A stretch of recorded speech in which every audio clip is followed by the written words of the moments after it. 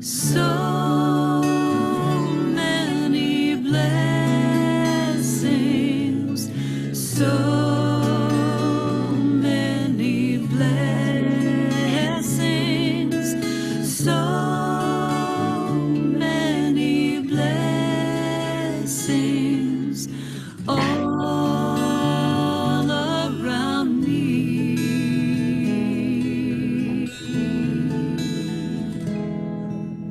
So many angels surrounding me. So many angels, it's you I see.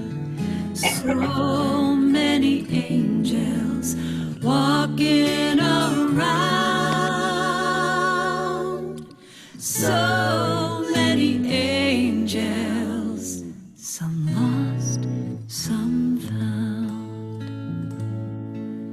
So many angels, some lost, some found.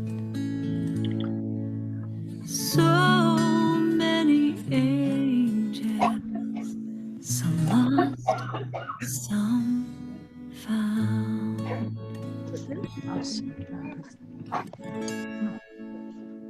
Where's your volume?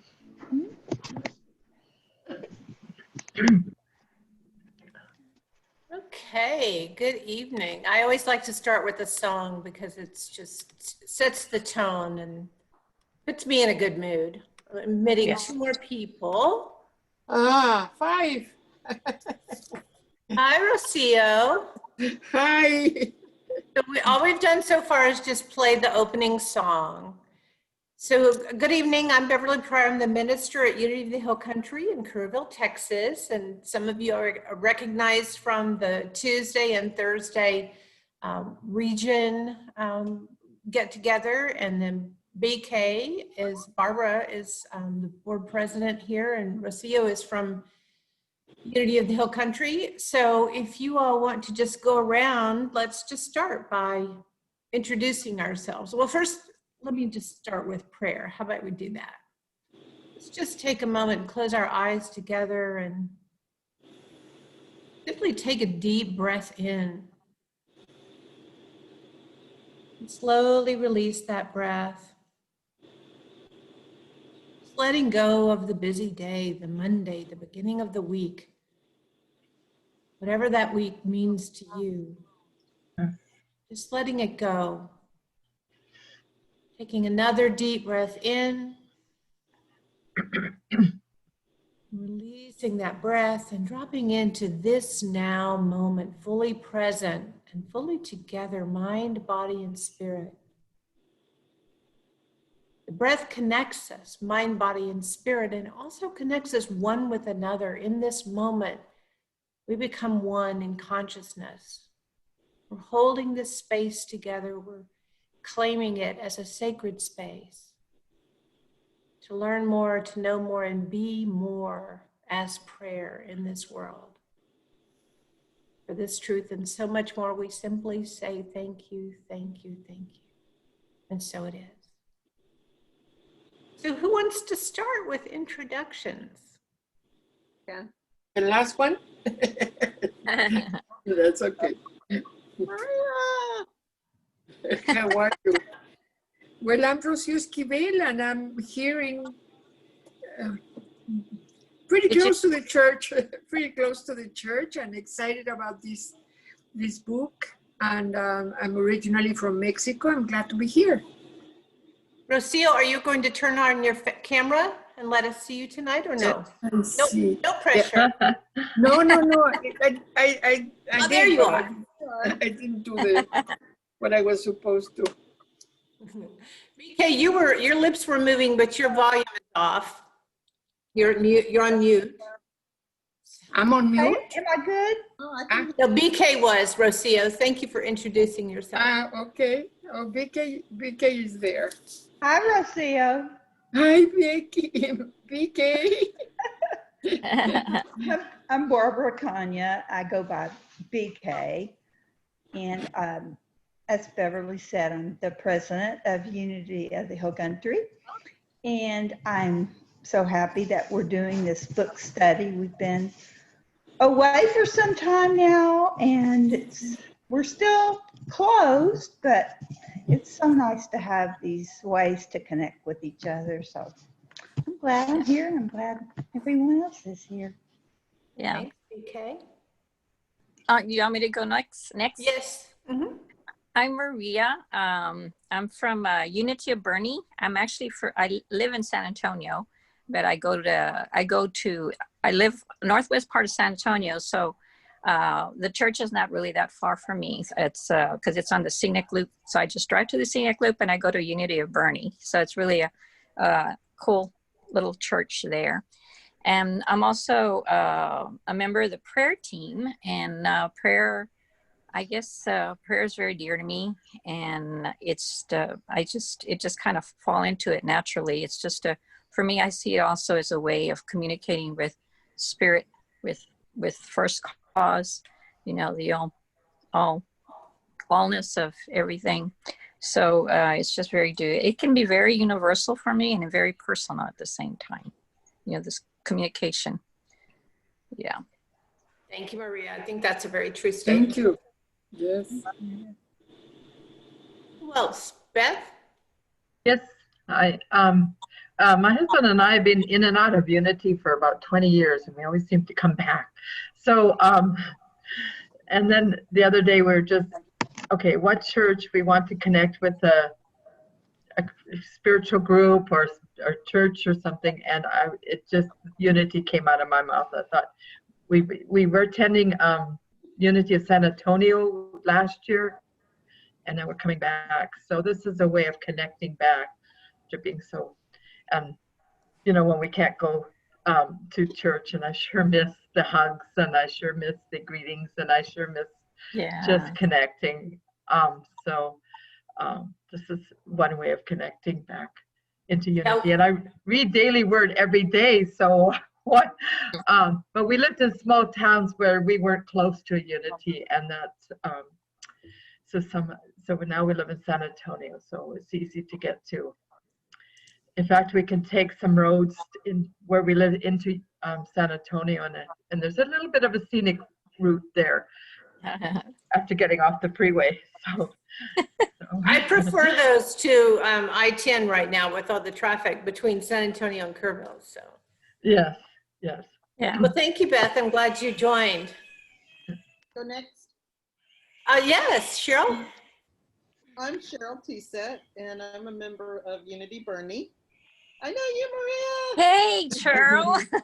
I thought that was you, and then when you said Maria, I thought you were saying the name. I said, "Oh, I guess it's not Cheryl." Is it Maria? I thought you were telling us your name. I was on the board at one time, and I'm really miss my friends at Unity. However, I used to live in Leon Springs, so it was just a hop, skip, and a jump to go to Unity Bernie, but I got remarried and we live by Lackland Air Force Base. So it's really a long day to go all the way to Bernie, and we always want to go to lunch after and all that, but we don't go as often as we once did, and I miss being close. But this is awesome. I'm so glad that we're having this. Yeah, it's good to see you, Cheryl. One of my favorite parts of going to Unity Church was always the book study. I love the conversation, everybody's input into it. It makes you think about things you didn't think about, and yeah, this is going to be awesome. Yeah, and I've got some slides, but I just want to say that, it's just for talking points and to give us a focus, and I'll drop them and we'll go into discussion at any point. I want it to be organic.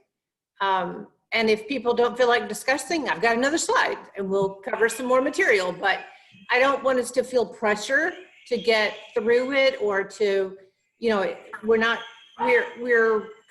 co-creating together. And, I'll show you in the moment the syllabus I have planned, but I just want us to all feel like we're co-creating this together. So who else would like to share? Thank you, Cheryl, for doing that. Judith? Unmute. Hi, I'm Judith Morales from Brownsville Unity. Oh. Hi, Judith. Wow, Great. Brownsville. Woo. I enjoyed your contributions on the discussion in Tommy's class last Tuesday. Oh, thank you. Yeah, really good. Thank you. Look forward to you being a part of this book group. Are you complete? Mhm. Yes, Letitia? I'm Leticia Healy. I'm from the Brownsville Unity. Very cool. Welcome. Glad you're here, Leticia. Tommy, Thank you're muted. Yeah. Oh, I'm up? Oh, here we go. Yeah, my name is Tommy, and I'm a licensed Unity teacher and a licensed Unity minister. I'm a friend of Beverly, and I've had the privilege of speaking at her church once, I think in February, before all this craziness started. Just So- barely in time. Yeah, barely. but we're pretty good friends, Beverly and I, and I'm just real happy to be here and share. So Glad you're here. I'm at Unity RGV, Texas, which isn't far, in the Rio Grande Valley. Yeah, the Valley. Yeah, and he'll be, did they, I guess you're licensed and you'll get your ordination in March, maybe? Yes, I'm licensed, and I should get my ordination in March. So finish the Awesome. program. Congratulations. Yes. Yes, it's a lot. So let's see, Sister Grumpy. I think some people on this know who you are. I don't know, but I remember you were on a previous call. Well, I'm an old lady. I'm going to be 82 next month. I got an echo here someplace. Sound fine to us. Okay, I'm from Unity in Far. I lived in Edinburgh, though, but I've been going to that church for years and years. And I have served on the board. I've done some music there. Right now, I've been trying to write a blog, but WordPress went and updated on me. I'm not sure I can handle their system anymore, but I'm going to try and keep with it. If not, I'll have to find some other way of getting it out there. But We'll figure it out, sister. yeah, I'm a writer. I really can't live without writing, so I'll find a way. Yeah, it'll come. Mhm. Thank you. Okay. Robin? Hi, I'm Robin, and I'm at Unity of San Antonio. Awesome. Well, great. I will just get started. We prayed in earlier, so that includes everyone who wasn't quite on the call yet. So I will just share a little bit of content, and then you can leave your mics open and just interject when you feel that you'd like to. We are recording, and we'll be posting these recordings on our YouTube channel, and on you'll be able to link to it from our website at unityhillcountry.org. So let's see. So I have this is the first schedule that I put together.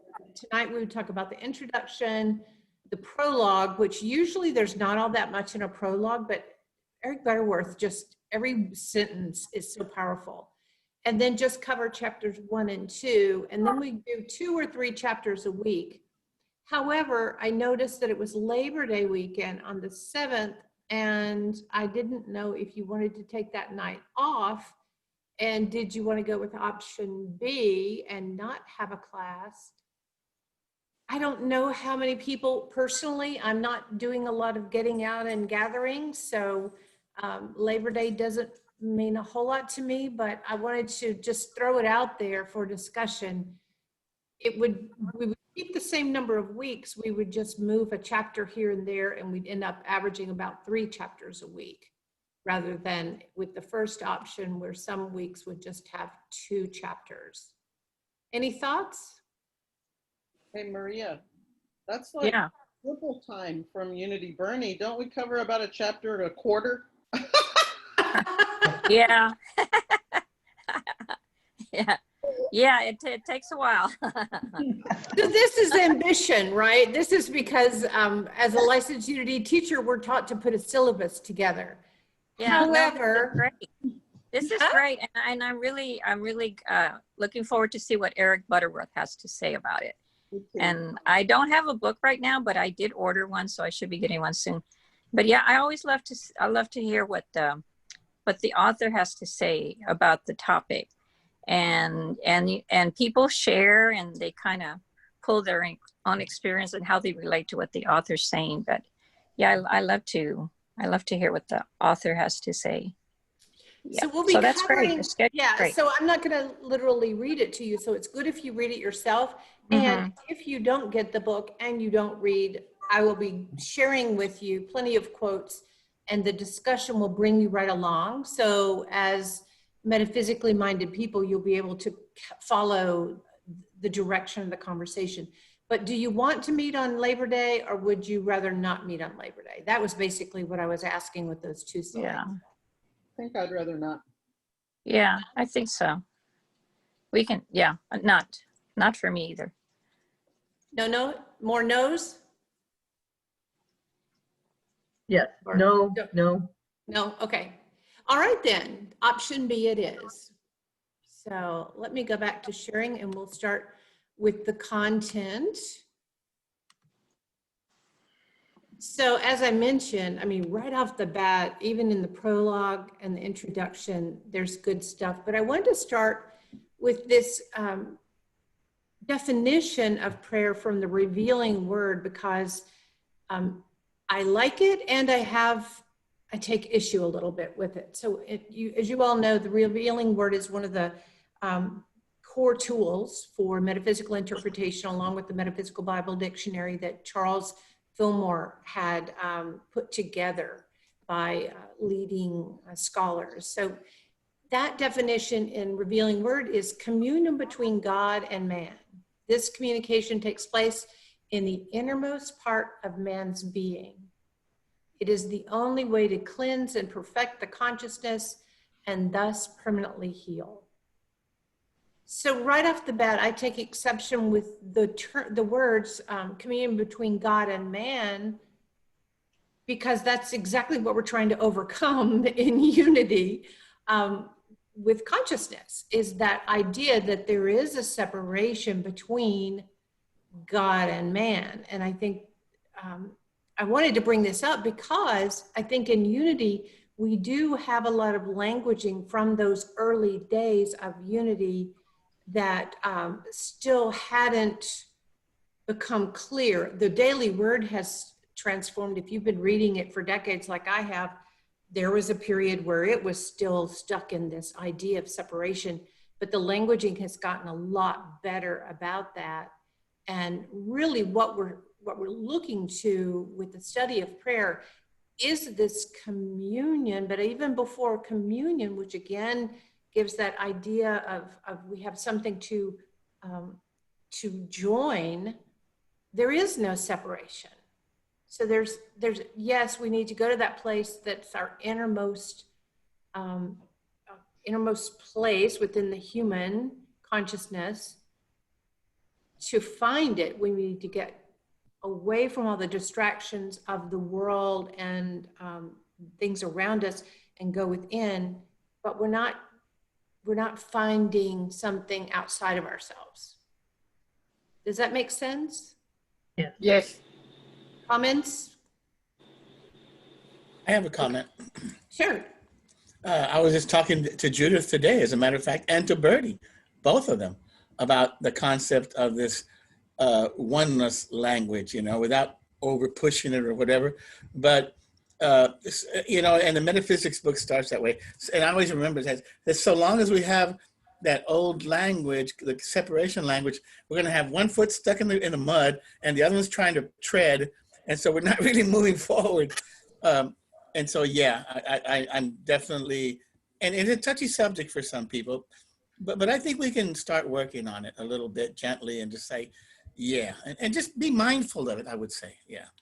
Yeah, and that's why I wanted to bring it up front, because in unity, you will find both, right? You still find people, and there's nothing wrong with praying in a more traditional way or thinking of God that way. But what we're really trying to do is get to this unity consciousness, this oneness consciousness. And while we're still using these old references, it's for us to be mindful because we're never going to get away from them. I mean, I was telling my sister just a little while ago, she reads the Daily Word and she also reads some others. I've also added other things into my morning reads now because I want to read more things in the morning because one little reading is not enough. So I'm adding in because right now I just need that reinforcement. And some of them are, I think Daily Word might have sold their mailing list to guideposts because I have a pile of guidepost booklets. And I just read those and then I change the language. So even though we do this with things outside of Unity, we need to be mindful that even sometimes within Unity, we need to take a look closer and maybe even, we don't have to call it out as wrong, but just for our own self, notice that it's not expressing the oneness, which is our intention in Unity. But So, is yes. the understanding and the relationship with us or a person and God, has it opened up more so that we understand God being a oneness now rather than, because I think from the Old Testament to the New Testament, there's such a opening up and a closeness of love and forgiveness. So has this, over the years, decades, we understand God as being more oneness with God rather than this communication with God? Is there a spiritual opening? I feel. Yeah, I think you're exactly right. That's what in Unity, especially, we believe that the Bible is a reflection of our human consciousness, where in the beginning we learn things right and wrong, and us and them, and Old Testament type of way of looking at things. And the whole point of the New Testament and the teachings of Jesus, who we considered our master teacher in Unity and our way shower, what Jesus was teaching was oneness. That there is no separation. There's no separation. He says the Father and I are one. He wasn't meaning Father as in the gray-bearded guy on the cloud, but Father, that consciousness of dominion over the earth, that understanding, that influence, that vibration, that love energy that he called Abba. But it wasn't Father in that traditional patriarchal sense of the term. And so Jesus was teaching oneness. And, there are all kinds of, we don't want to go into a whole bunch of Bible history, but there was a period, when the Emperor Constantine had the Bible edited. So all the things that taught oneness and empowerment that were in Scripture were removed. And from a conservative standpoint, they felt like they were helping Christians. On the liberal side of it, it's, control from a political standpoint. So however you look at it from one standpoint of the other, the Gnostics, the knowledge of that oneness was removed. And what we have left still has some implications of separation, even in the New Testament, even though Jesus was teaching oneness. Does that make sense? Yes, I think. Yeah. Okay. So we're referring, as Butterworth says in the introduction, to the religion of Jesus, and I would say more the practices of Jesus, because Jesus's religion was Judaism. He was a practicing Jew. He was a rabbi, but the practices of Jesus, not the religion about Jesus. So it's not about the story of Jesus. It's about what Jesus was teaching, not how he taught or where he stood or who he spoke to. It's the religion of Jesus, not the religion about Jesus. That's what we're trying to get to, where we are walking in Jesus' footsteps, where we're actually in that place where we're non-judgmental, where we are the expression of love in this world. So I love this because I pray and meditate very similarly. And so, especially when I'm leading it, when I'm meditating alone, I'm just sitting in silence. But this quote is, meditation is the central focus of prayer. It turns the thought in prayer away from trying to reach out and up to God in an attempt to secure his aid. So we're not begging and beseeching God.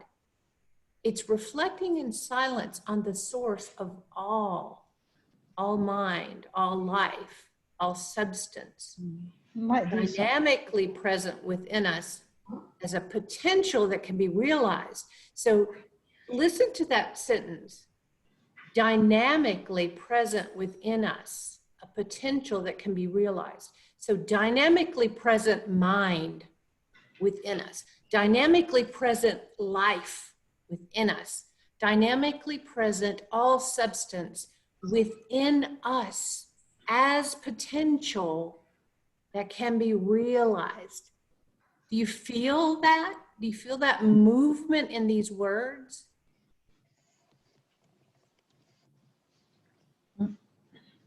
Maybe? Yes. I mean, to me, I it's so exciting. It's like, yeah. No, it it is. is. It is There. definitely. It's all right there. And it's within us, all of us, not just some of us, not just those who go to church or those who even believe in anything. It's always present within everyone. There's always that dynamic energy because it's all about the energy, and energy follows our thoughts and our words. So you being with a consciousness of God, and then you begin with a consciousness of God and then project it by ways of powerful words, powerful spoken words. So not always spoken, sometimes it's the thought, but it's that power. So go back to that dynamic presence within us, which is all mind, all life, and all substance. And then with the consciousness of God, you project it by means of your words. They're spoken. This is why Jesus said, claim it, and it is done. Pray as if it is done, because there's that dynamic energy just waiting for you to claim it. It's just right there at the surface. It's moving through all the time, and you are always claiming it. That's why we say it's the consciousness from which you pray that makes the difference. Because every thought and every word is a prayer. And so can you understand from the way he's describing this, how that is literally true? It's not just some glib saying that we use in unity, literally true. Yeah. And when you do that, it kind of flows, like the words kind of flow. Because if you take the time first before you begin to speak the word, to take this time first to just be silent, to be still, and to focus on the consciousness of God, then as you open your mouth, it's like you're not even really the one that's speaking the words. It's the Spirit that's using you as a tool to be able to put into words, that sense and that feeling and that energy that you're trying to, to send out and to speak into this plane, so that we may pray and to uplift and to heal, our fellow man and our planet and everything around us. Yeah. Yeah, 100%. Yeah, you get in alignment, right? It's years ago, I was speaking at this little church in Cedar Hill outside of Dallas. And these ladies came to me and they said, we had a Meister Mountain group and we were meeting regularly and we were praying together and things were really clicking and everything was happening just the way we were praying it. And they said, and lately, it's just not happening. And I said, well, what changed in the energy of your group? They said, well, we are getting a little busy and we're a little distracted and sometimes we just run in and do this. But see, they changed the consciousness from which they were praying. In the beginning, they were committed. And then as it went on, it became more rote to show up and to do it. So you have to really stay in alignment because that dynamic energy is serving you whether you're speaking positive words or you're speaking something else. If you're talking about fearful things, that dynamic energy is still co-creating from that consciousness of fear. Anybody else have a comment? My most favorite kind of law of attraction and, you know, positive thinking person author-wise is Pam Grout. She's written, I don't know how many books, but it was the beginning of changing my life from believing that there was this separate God that kind of had us on puppet strings, you know, like I'll heal this baby and not that one, you know, that really brought distaste to me in traditional denominations. And I really, really believe in what you just demonstrated in your description, that the power of positive thinking, but there's also power in negative thinking. And so however the dynamic changes in a book study like this, or a prayer group, a meditation group, you know, depending, what you feed is what grows. Right. That's my belief. It's true.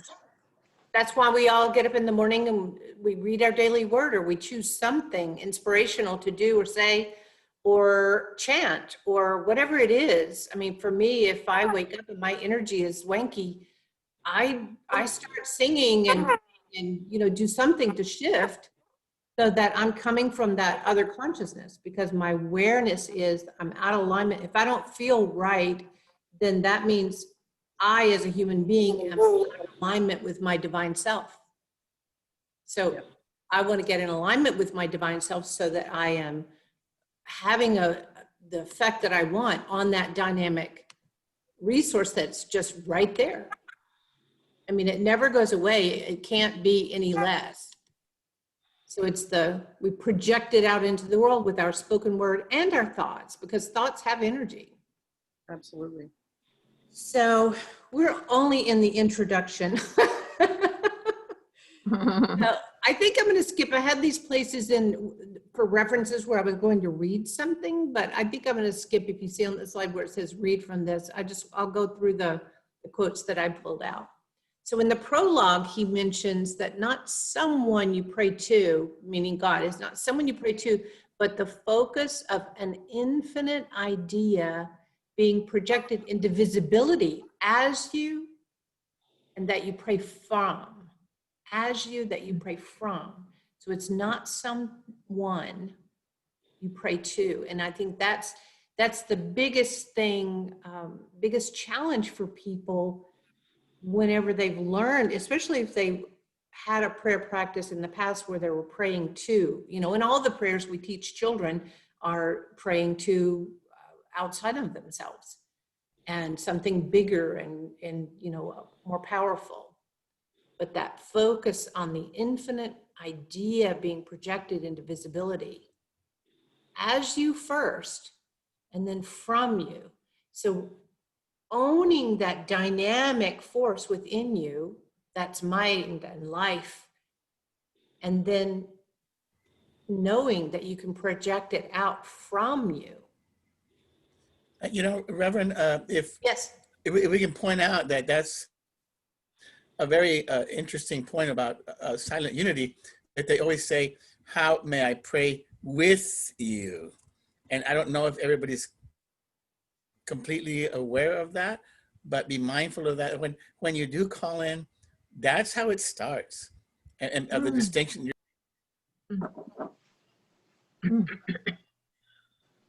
Yes. And there, as a human being, we are praying with another human being, but we are still praying from the consciousness. Well, that's why, yeah. With you, from the same space. From the same consciousness, yes. Right. Yes. Thank you, Tommy. That's true. I love to pray with silent unity. Within every person, this is chapter 1, we finally moved on to the history of prayer. And the main point in chapter 1, he talks about how originally, before the times when their religion began to form, you know, there were people who, if lightning struck, they were afraid of the lightning, so they would make sacrifices to the lightning god. Or if a boulder rolled down the mountain, then to the mountain gods. And some of those sacrifices became animals and became people. And whatever that fear, when they were coming from fear, it produced this sense of there's something greater than me that I must be afraid of and I must appease. And when the Christians began, I mean, this was even going on in the time of Abraham. Remember the story where he was going to sacrifice his son.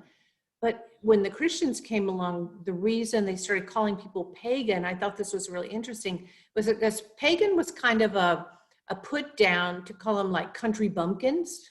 So they would say, the pagans do this, but it just meant those people who were not understanding of the dynamics of the laws of the universe in the way that Jesus was teaching it. But in this first chapter, he says, within every person, there's an intuitive sense of the transcendent, an intuitive sense of the transcendent, an inner knowledge that there is more to life than one is experiencing, and a yearning to unfold more of that more. And you've heard the phrase, I'm sure, that desire is put in your heart by God. So if there's some yearning for more that you're feeling, that's because it already exists. It already exists, and it's just for you to meet that yearning, that heart's desire where it is, to allow yourself to get out of your own way. Yeah. Comments? No? Yeah. Go ahead, Rocio. Well, to get out of your own way, that's the conundrum for me. True. Our LUT Michael has pointed out several times that the word desire has the root in Spanish in Spanish would be del Señor, from the Father. Wow. That's where the root word of Desire. desire. Yeah, and that term father is that inner knowing. It's Abba. Yes, Jesus is called Abba, not father on a cloud up, away, but that inner knowing. So that inner knowing from that inner space within us.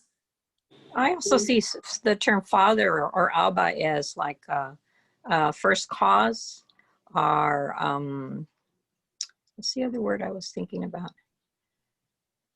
Or the creator, the one that the first cause, or the first, the one that created.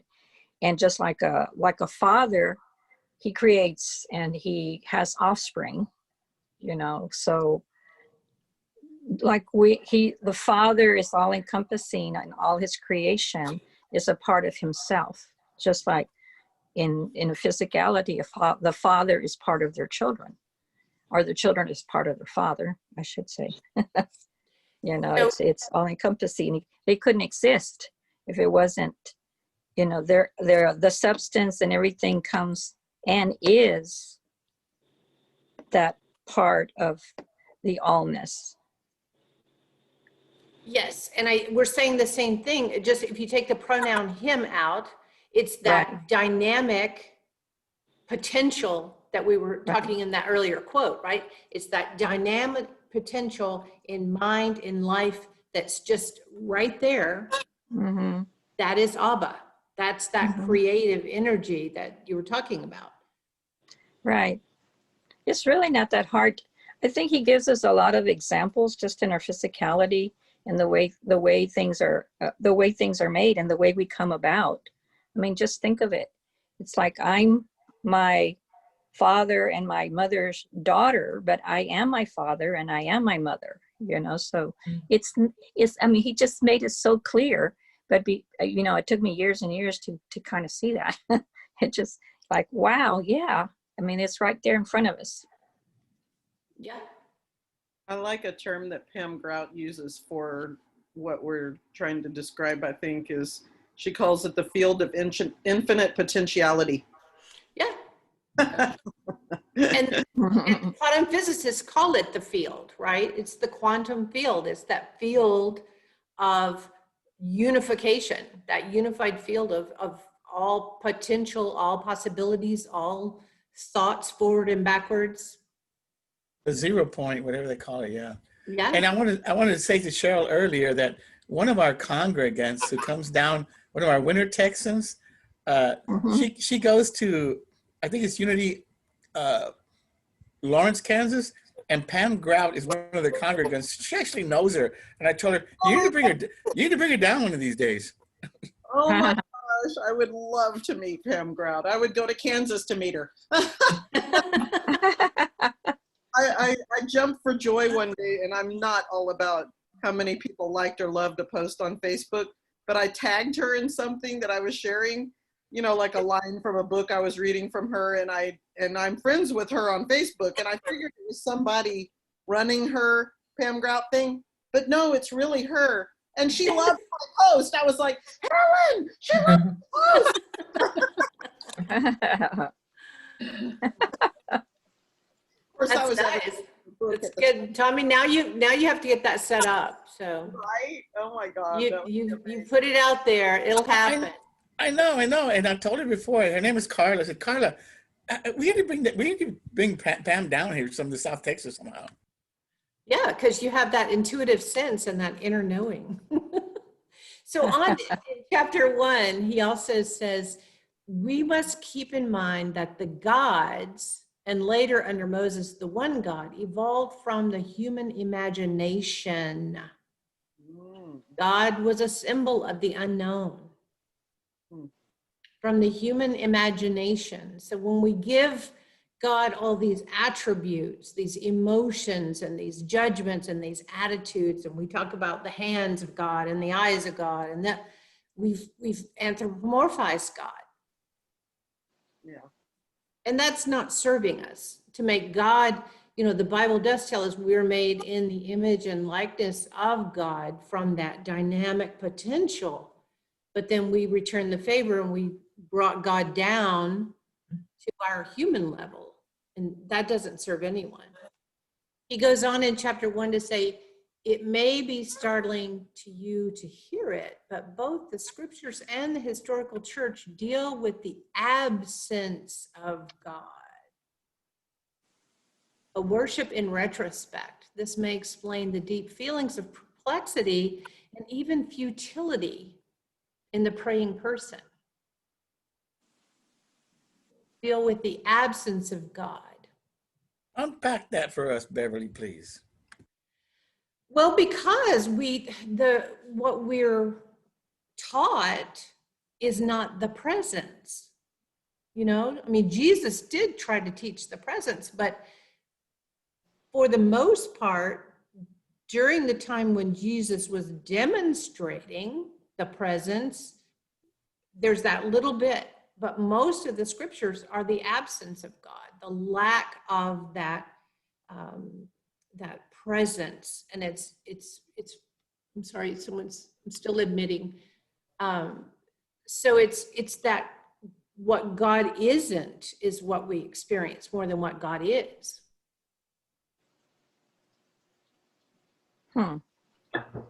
Thank you.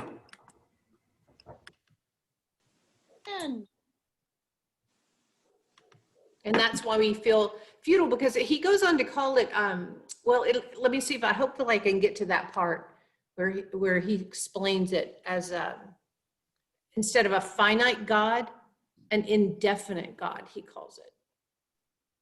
So, and also in chapter 1, he says, as we get a greater perception of our relationship to the universe, there is no one to pray to, only a universal flow to get into, a spiritual energy to pray from. And I think it was Maria who was talking about that, describing it very well earlier. It's almost as if that dynamic energy is speaking through you. We've probably all had those moments where just the right words flow and you say something to someone that you just met as if you've always known them. because that universal connection, that oneness is so present that it's providing you that way to connect and to be of service to them. Anybody have a moment they would like to share? For me, this even happened in college. One time I was wanting to write a card to my aunt, and I never felt like I was a very competent writer, and my aunt was a teacher, so it was really intimidating for me. But I just kind of let it flow, and whatever it was my aunt wrote, whatever I wrote to my aunt kind of blew her mind. And my mom told me she called her and read it to her, and I don't remember even what it was. But it was my desire to connect with her and to give her compassion that wrote on this card.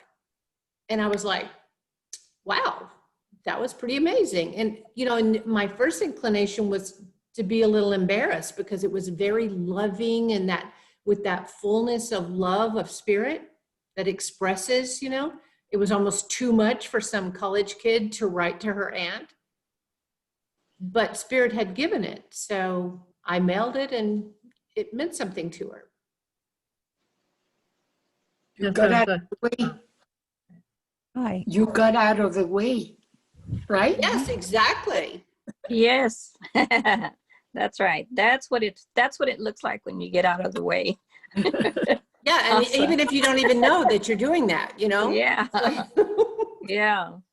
I wrote to my uncle a letter, and he was dying, and I'm from Canada, so I'm not living close to my family, but the rest of the family was taking care of my uncle, and that's when I really wrote a very profound letter that came from Spirit, and he was deeply touched because he was one of those family members that was a little awkward and not, one of those awkward family members, but because he was dying and he wanted to connect with his family. He was very independent until the point that he was in hospice and dying, and he said, I need my family. And otherwise he was not always with the family, but at that point it was very special to be able to connect with him, to be able to write a letter that just flowed, and to know that family members really took care of him, and he appreciated that. So that was very touching there. Yeah, and so now we know to get out of the way. For me at that time, I didn't know. I just had a desire, right? That desire that came from God, because we're one. Their need for comfort and our desire to be of service is one thing. And so I know you've probably had that urge to pick up the phone and call someone, and then thought, well, I haven't talked to them in a while. They might wonder what I'm, I don't know. I'm going to talk myself out of it somehow, rather than just picking up the phone and calling. Because if you will get out of your own way and pick up that phone, that's what that person needed that day. Mm-hmm. I had an experience one time when I was having a really, really horrible, just unearthing of some deep pain. And I hadn't seen this guy. He'd just come to a study group. It wasn't this Butterworth book. I think it was In the Flow of Life that we were studying at that time. But anyway, I didn't know this guy very well. He came up to me at church one time, hadn't seen him in a bit. And he said, I was driving down the road in Houston the other day, and you just popped in my mind. Mm. I said, I did. He goes, yeah, that was so weird. I wasn't really thinking about you, but there you were. And I said, was that 2 weeks ago, last Thursday? And he said, yeah, it was. And I said, my soul was calling out. I was deeply in pain that day, and I appreciate you. I said, because you probably sent me some love, didn't you? And he said, I did. Mm. So see, it doesn't have to be that close of a connection, because we're all one. And that calling out, and he was available because his mind was still driving in the traffic, He didn't have anything else blocking that. And there I popped, and he sent me some love. Mm. So that's how we work, folks. We're all connected. I don't know if, can you hear me? Yes. This happened I haven't told anybody about this for a long time, but when I was back in my first year of college, I wanted to get into the drama group, and they were auditioning for parts in Arms in the Man. And we were reading out of the book. We had never seen it before. And it came my turn to audition for this very emotional speech by the mother. So I just closed my eyes and went within. And when I came out, I started reading. And something came out of me that I had no idea was there. I just started emoting. My voice was projecting. And when I finished that speech, nobody said anything.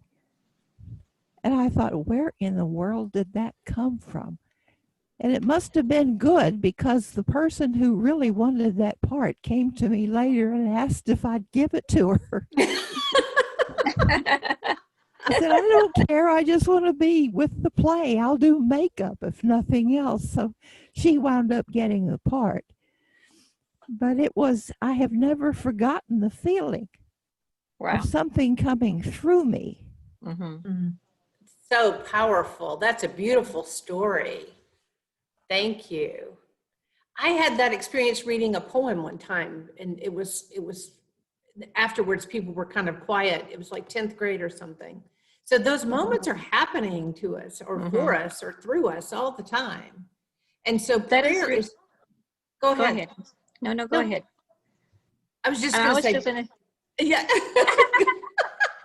You finish your thought. I was I interrupted. was just going to say prayer is just another way that expresses, but it also expresses in our daily life. Go ahead, Maria. Mm-hmm. Yeah, I was just going to say that used to happen to me when I used to teach, because I taught young children, and I worked in a low income area, and I know a lot of times some of my kids would be really hurting or in pain, or sometimes there was just stuff or issues that they were going through. And sometimes I would talk to them like one-on-one, and I would just say stuff. And after I finished the conversation, and apparently they, just by looking at them, it made them feel better, it made them think. And I would just marvel, because I would go like, where did that come from? Where did that come from? It was not planned or anything. It was just, the words would just come out. It was really, really awesome.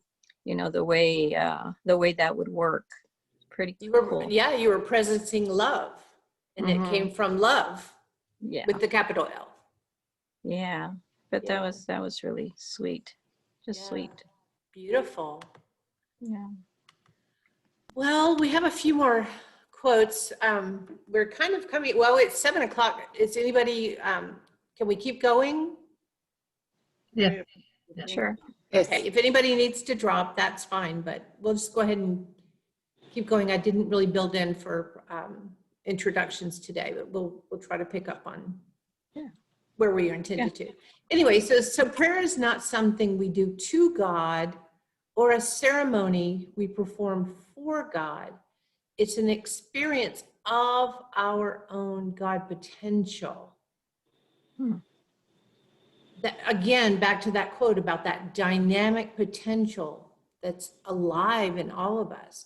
And so when we do a ceremony, because there's nothing wrong with having ceremonies, but we have to know that that potential that we're evoking is coming from us. We're not evoking something from outside of us with the ceremony. We're evoking that from within us. So in chapter 2, I like this chapter. It's called The Miracle Trap. He says, the pray for a miracle attitude is often an unwillingness to take charge of one's own life and to take responsibility for one's experience. We like to sometimes think of things as miracles because we can't explain them, when in fact we can explain them if we take the time to look at cause and effect. It's that dynamic energy. A miracle happens when there's preparation and opportunity. So we do the preparation of our mind and our connection with higher spirit, with that inner knowing, that God potential within all of us. And then we meet that opportunity and we're prepared to address it with prayer, with the change of our focus that we give it. And he says, God can do no more for you than God can do through you. You've heard that plenty of times. But it's not through you just like, okay, God is the puppet master and he's doing this through you like you're a marionette or something. It's through you as that dynamic potential living and alive and pulsating in you at all times. So again, goes back to the awareness of who you are in connection to your soul. Yeah, it's awareness all the time. Awareness that's why mindfulness is such an important practice for all of us, to be aware of where we're allowing our mind to drift to and bring it back to what we know is true, what we're doing with our time and how we're using our words. He goes on to say it's turning the focus of your consciousness away from the problem to your center of being in God, and giving way to the creative flow, which will stream forth therapeutically from your innermost self. That's what we've been talking about. So you take your focus away from the problem, just as Maria was talking about the child who might come in with a problem. You take your focus away from the problem because it's not yours to focus on the problem.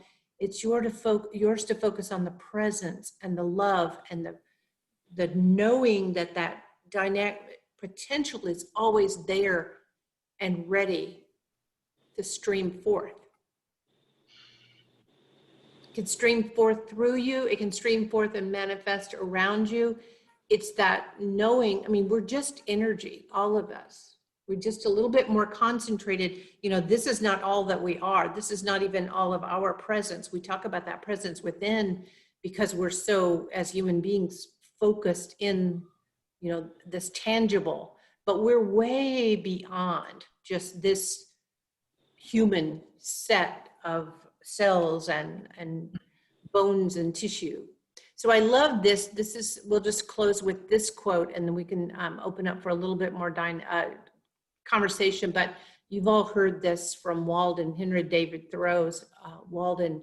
If one advances confidently in the direction of their dreams and endeavors to live the life which he has imagined, he will meet with a success unexpected in common hours.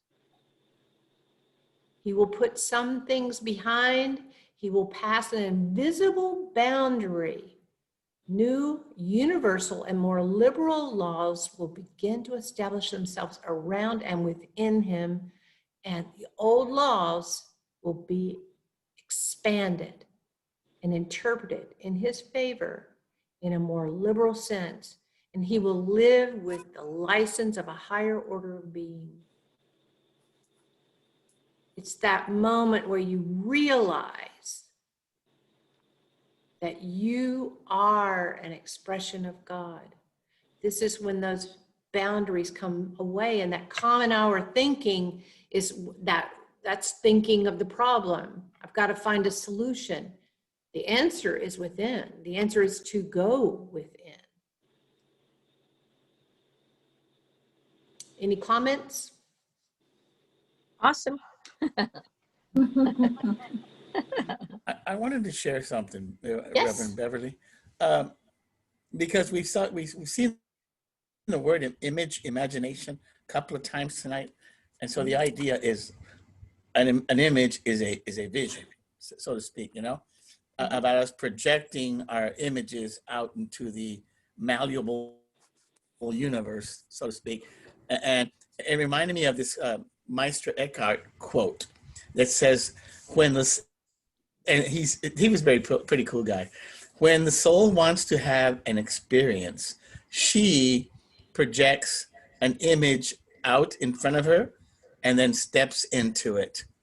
And that's just an amazing quote by Meister Eckhart. Yes, I love it. I love it. because you project it out there. That's what the vision, the imagination, the dreaming, and then stepping into it is like, Exactly. that's getting out of your own way. Yeah, you experience it. Yeah. That which you imagine, that which you visioned. And that's even, you know, all these sports psychologists, they do that all the time. They teach, you know, people to envision the success of their sport. And then they step into it when they go on the court or wherever they play. You know, that's that powerful connection of mind, body, and spirit. And when we pray, that's what we're calling on. We're bringing that knowing through us, as us. And that's what prayer is, from within.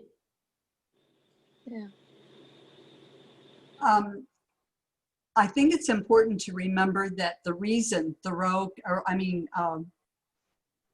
Thoreau came up with his ideas is because he was actually in a forest by himself in total silence, and we're complaining about being sequestered for a little while. He was in total, absolute, complete isolation. And the result was a number of works, but just absolutely amazing. And another thing that this discussion is making me realize is when you talk about getting out of your own way, that implies resistance. It implies effort. It implies actually having to work to do something. Whereas if you just think of what Tommy was just talking about, projecting that image outward and can embrace that as simply the potential that we want, the image that we want, and just step into that effortlessly, then it eliminates the struggle and the worry and the concern about, am I doing this right? Am I really getting out of my way? So it's just forgetting about that and saying, this is what I want, I'm going for it, and I'm stepping into this. I'm glad you brought that up, Judith, because I have a different perspective of getting out of my own way. I feel like it's just like stepping out of a jacket or, you know, a robe or something. And I find that sort of freeing. But I hear what you're saying, that it sounds like efforting. I got to get out of it, like a struggle. Mm-hmm. And to me, it's kind of, I feel differently about it in that it's sort of like I'm paying attention to what I might normally do that would maybe contract me or limit my thoughts, or, you know, and I'm releasing it. So it's interesting because I think there's much more power in the releasing and the leaning in. The efforting is contracting. So I'm glad you brought that up, because it is very much, sometimes, I mean, we do need to read books and we need to take in information and we need to have conversations like this because it stimulates us. It allows us to think and to kind of, but at some point you have to put the book down and you have to stop having the conversation and you have to be in the silence. And well, that's, go ahead. Something you just said that I actually love is the idea of just slipping out of a robe or whatever. So a whole different way of thinking about that is, this is how I'm dressed right now. I'm just going to change clothes and therefore move into a whole different perspective. And women particularly know that changing clothes or changing makeup makes a whole difference. A game changer.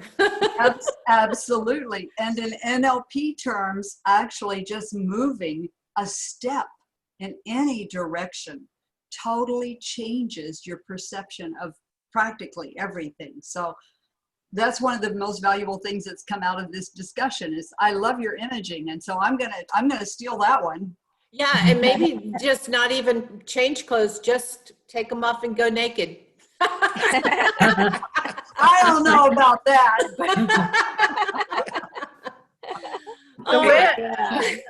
The way I look at I think with the imaging, especially like if you have something that you want to manifest that's going to be concrete.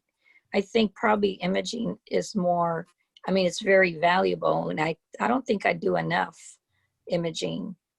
But then there's another part of the prayer where it's just be quiet and being still and just being led in the direction of, you know, like what you were talking about, that person that was thinking of you. They didn't know what was going on with you, but if the thought came to them, you know, so it was just probably just a little pause in between her busyness or what she was thinking or what she was doing, and this thought came to her in that quiet pause in between.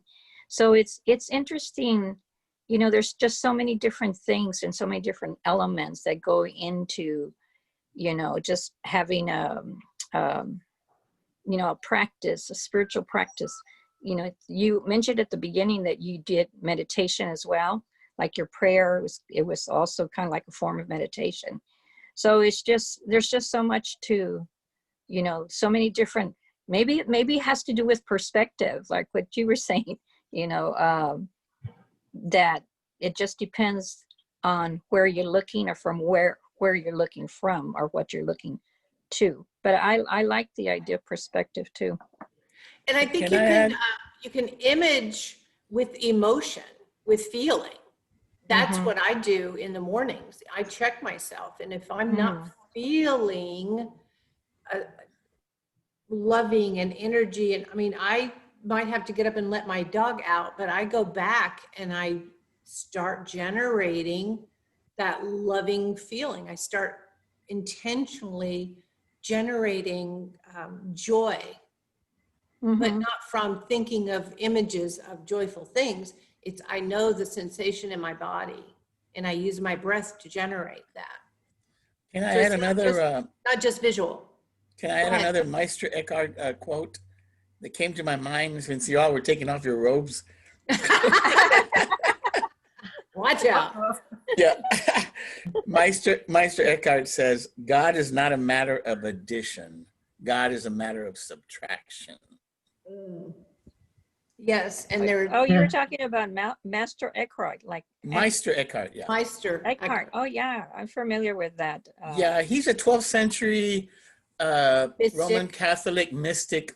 He was a bishop, and he was controversial, this, that, and the other. But you know, like all those guys are. The ones that are really good, they're always controversial with the Vatican, whatever. Jesus was controversial. Yes, he was. This is true. And a mystic. Yeah. Yes. Those mystics, they get into trouble. Yeah. Very much. But we're all mystics. That's the whole point. You know, yes, we that's are. what we're all, when we learned what prayer is and that we are the presence of prayer all the time. Yeah. We are living from that mystical truth within us. Yeah, the definition of mystic means basically having a direct connection, a direct interchange, whatever, with that divinity, you know, with that spirit. That's by definition mysticism. And even this, see, Tommy, it's like, that's not, it's not two things, right? Yeah. But that's I know. I'm not, that's not a criticism of you. That's just because I know it's not. We're so limited in our way of comprehending and expressing. What was it we talked about the other night on that one call?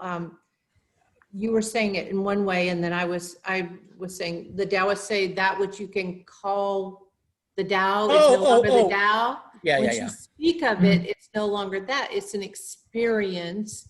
And we share because we're trying to relate with one another, but the sharing of it is not the experience. Yeah, but the main thing to keep in mind is that it's not one way or the other. It's not this, that, the other. You know, as I said there, one of the classes, like, which do you like better, breathing in or breathing out? You know, because it's really this. I mean, like, really, it's the same thing.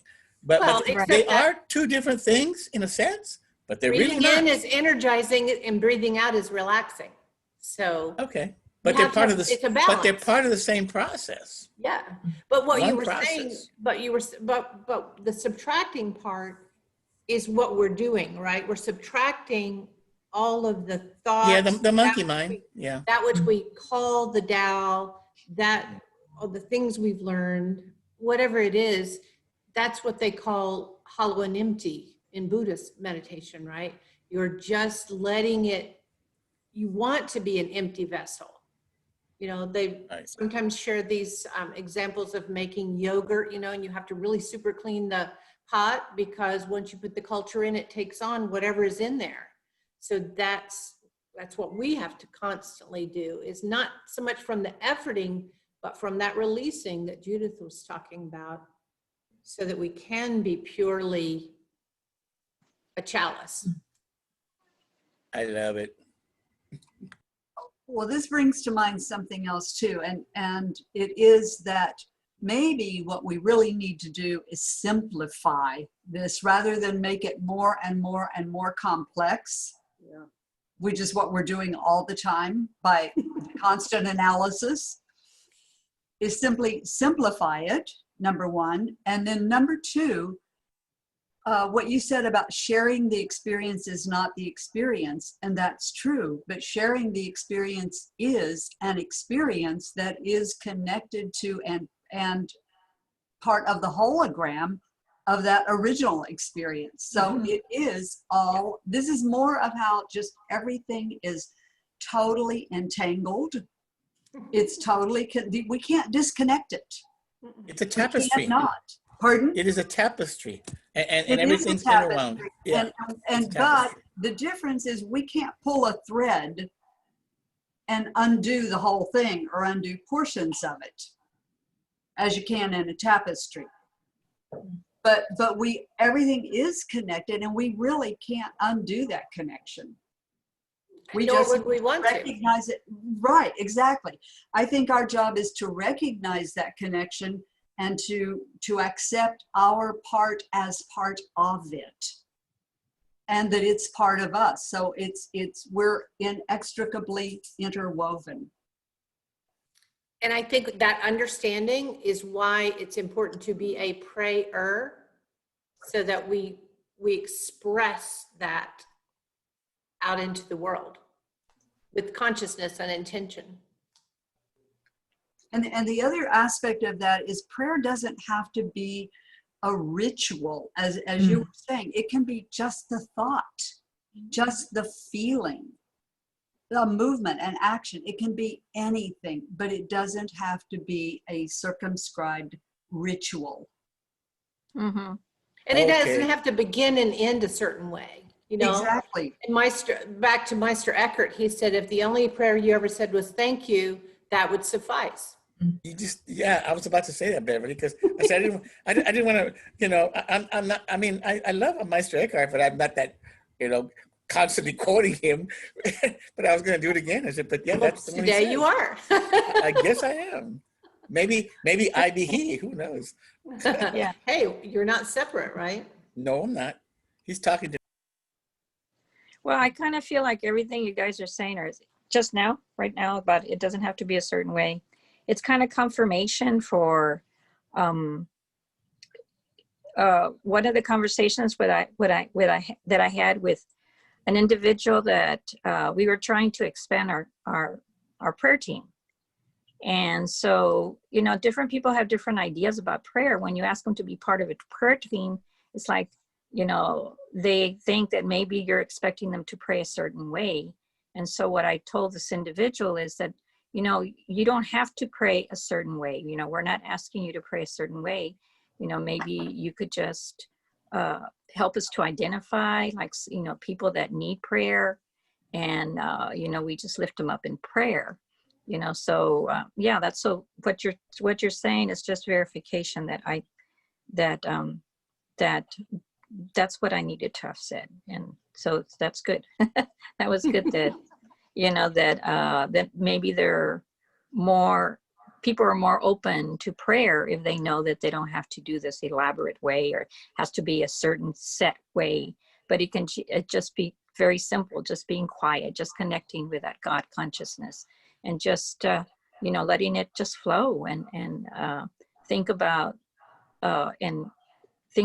you know, what it is that people are asking for prayer for, and just focus on that, and just, you know, send out light over it, or let the words flow, that will flow once you're centered and so forth. Yeah, so that's And that cool. place within you knows what it is they need to hear. You know, when you're praying from that center, that oneness knows. And whatever you say, that's what they needed to hear.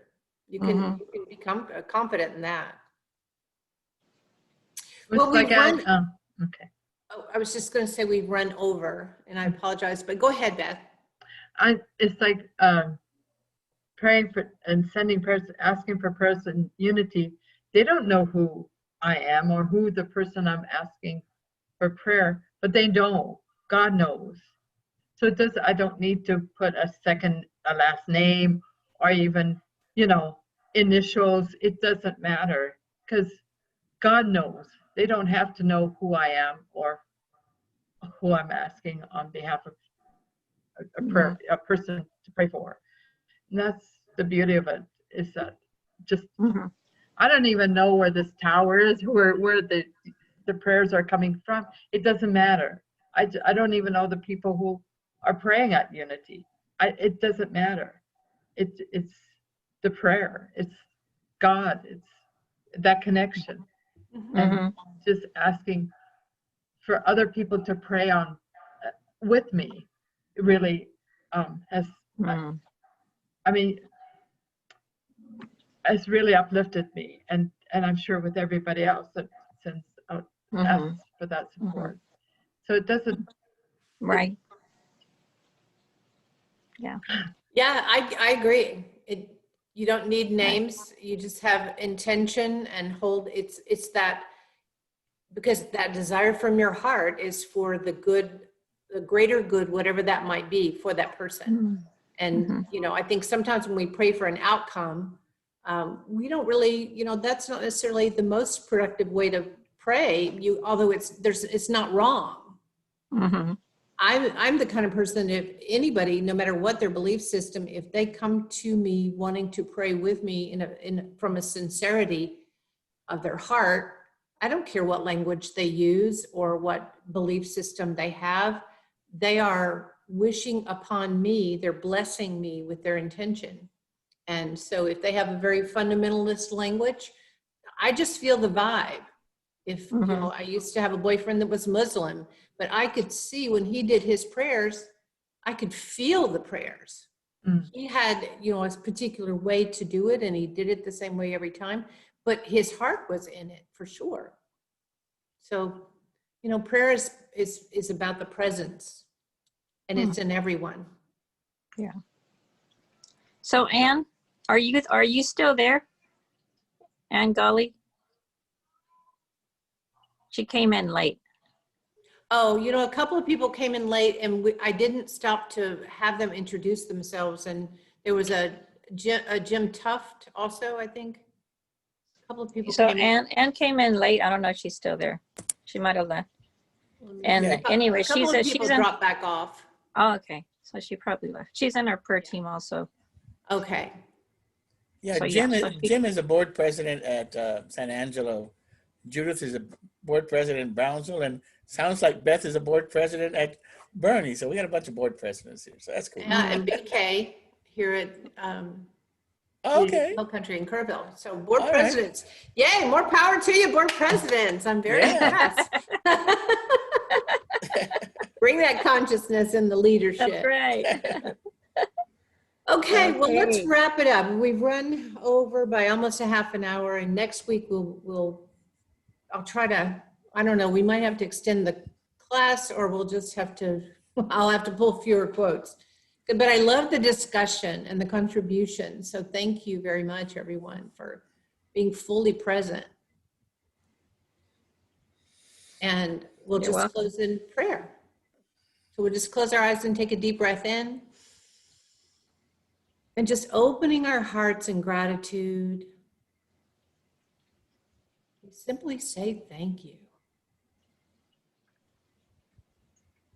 Thank you. Thank you. And so it is. Amen. Thank you, Reverend Beverly. Thank you very much. All right. Thank you so much.